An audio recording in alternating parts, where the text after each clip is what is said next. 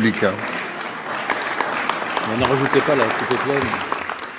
Merci, Monsieur le Président. Ma question s'adresse à Monsieur le ministre de l'Europe et des Affaires étrangères. Monsieur le ministre, depuis plus de 30 ans, le conflit qui ensanglante la région du Kivu et plus largement l'Est de la RDC ne cesse de préoccuper la communauté internationale sans pour autant qu'elle prenne une position claire et sans ambiguïté.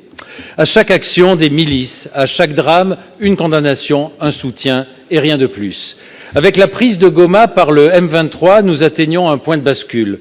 Là encore, il n'y a eu qu'un soutien à la RDC et une condamnation du M23 et du Rwanda. Hier, notre ambassade à Kinshasa et plusieurs autres ont été les cibles d'attaques inadmissibles. Pour autant, ces actes condamnables en disent long sur la perception par l'opinion locale de l'inaction de la communauté internationale face aux crimes de guerre commis en République démocratique du Congo.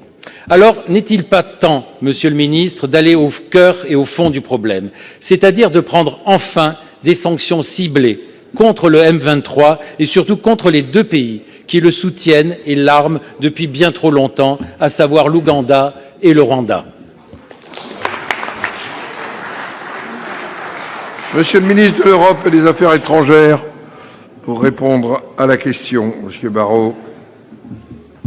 Monsieur le Président, Mesdames et Messieurs les sénateurs, Monsieur le Sénateur, avec vous, je veux rendre hommage aux agents et aux diplomates de notre poste à Kinshasa qui a été pris d'assaut hier, dont un des bâtiments a été incendié, ce qui me permet de rappeler qu'ils sont bien souvent en première ligne pour défendre nos intérêts dans des situations extrêmement difficiles et que leur engagement, leur dévouement et leur courage forcent notre admiration et notre respect.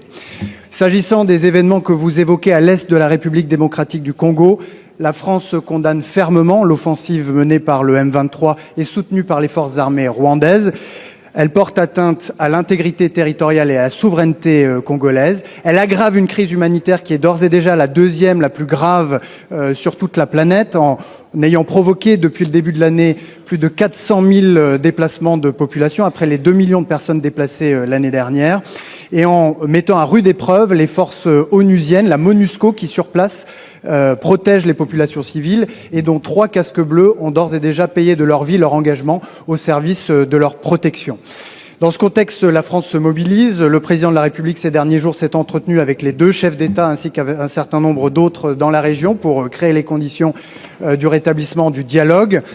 Au Conseil de sécurité des Nations Unies, nous avons soutenu la République démocratique du Congo dans sa demande d'organiser 2 réunions d'urgence et nous avons porté une déclaration dans laquelle les agissements du M23 soutenus par les forces armées rwandaises sont condamnés